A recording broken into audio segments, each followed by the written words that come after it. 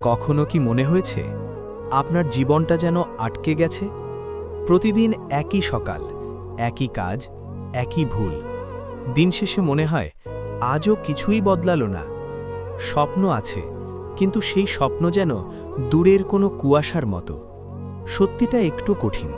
আপনি পরিবর্তন চান, কিন্তু সেই পরিবর্তনের জন্য যে কষ্ট দরকার, তার জন্য আপনি এখনও পুরোপুরি প্রস্তুত নন। কিন্তু আজ আমি আপনাকে একটা প্রশ্ন করতে চাই। যদি সত্যিই আপনার জীবন মাত্র ৩০ দিনের মধ্যে বদলাতে শুরু করে, তাহলে কি আপনি সেই সুযোগটা নিতে প্রস্তুত? যদি উত্তর হ্যাঁ হয়, তাহলে পরের কয়েক মিনিট মন দিয়ে শুনুন। কারণ আজ আমি আপনাকে এমন একটি ৩০ দিনের চ্যালেঞ্জ দিতে যাচ্ছি, যা শুধু আপনার জীবনই বদলাবে না, আপনার দিল, মন এবং ঈমানকেও শক্তিশালী করবে।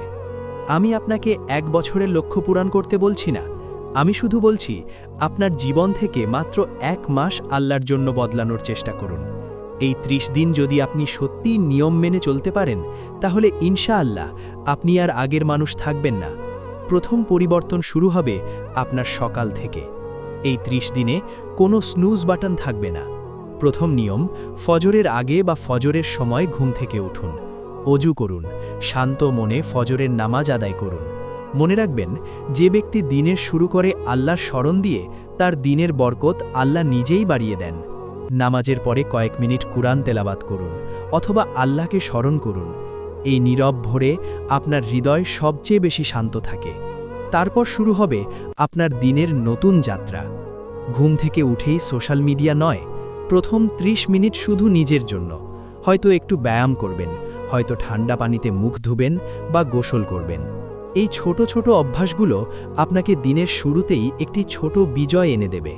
মনে রাখবেন, একটি সুশৃঙ্খল সকালই একটি সফল জীবন তৈরি করে। এরপর আসে লক্ষ্য নির্ধারণ। প্রতিদিন কাজ শুরু করার আগে নিজের জন্য ৩টি গুরুত্বপূর্ণ লক্ষ্য লিখে ফেলুন। আর মনে মনে বলুন, আমি আমার কাজ করব, ফল আল্লাহর হাতে। কারণ একজন মুমিন জানে, চেষ্টা মানুষের আর সফলতা আল্লাহর দান। আজকের পৃথিবীতে সবচেয়ে মূল্যবান জিনিস কি জানেন? মনোযোগ। আমরা সবাই আজ এক ধরনের মনোযোগের সংকটে ভুগছি। প্রতি কয়েক মিনিট পর ফোন চেক করা, অপ্রয়োজনীয় চ্যাট, অন্তহীন স্ক্রল, এসব জিনিস ধীরে ধীরে আপনার স্বপ্নকে দুর্বল করে দিচ্ছে। এই ৩০ দিনে আপনাকে ডিপ ওয়ার্ক করতে হবে।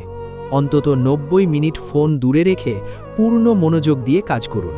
মনে রাখবেন, ৯০ মিনিটের মনোযোগী কাজ ৮ ঘন্টার এলোমেলো কাজের চেয়েও বেশি ফল দেয়। কারণ সাফল্য নির্ভর করে কাজের গুণমানের ওপর। এরপর আসে নীরবতা ও আত্মসংযোগ। প্রতিদিন কিছু সময় নিন আল্লাহর সাথে একান্তে কথা বলার জন্য। চোখ বন্ধ করুন, আল্লাহর কাছে দোয়া করুন। বলুন, হে আল্লাহ, আমাকে সঠিক পথে চলার শক্তি দিন। আমার জীবনকে আপনার সন্তুষ্টির পথে পরিচালিত করুন। এই কয়েক মিনিটের দোয়া ও নীরবতা আপনার হৃদয়কে শান্ত করবে আর আপনার ঈমানকে শক্তিশালী করবে। এরপর আসে আপনার শরীর। মনে রাখবেন, আপনার শরীরও আল্লাহর একটি আমানত। এই ৩০ দিনে যতটা সম্ভব জাঙ্ক ফুড কমিয়ে দিন। প্রচুর পানি পান করুন। প্রতিদিন অন্তত ১৫ মিনিট হাঁটুন বা ব্যায়াম করুন। কারণ যখন শরীর শক্তিশালী হয়, তখন মনও শক্তিশালী হয়। আর সবশেষে একটি গুরুত্বপূর্ণ বিষয়, সময়ের মূল্য। এই ৩০ দিনে অপ্রয়োজনীয় সব কিছুকে না বলতে শিখুন। যেসব জিনিস আপনার সময় নষ্ট করে, সেগুলো থেকে দূরে থাকুন। সোশ্যাল মিডিয়া ব্যবহার করুন শেখার জন্য, উপকার করার জন্য, ভালো কিছু ছড়ানোর জন্য।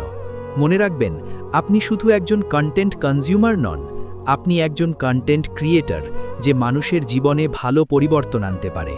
এই ৩০ দিন শুধু একটি চ্যালেঞ্জ নয়, এটা আপনার নিজের সাথে করা একটি চুক্তি।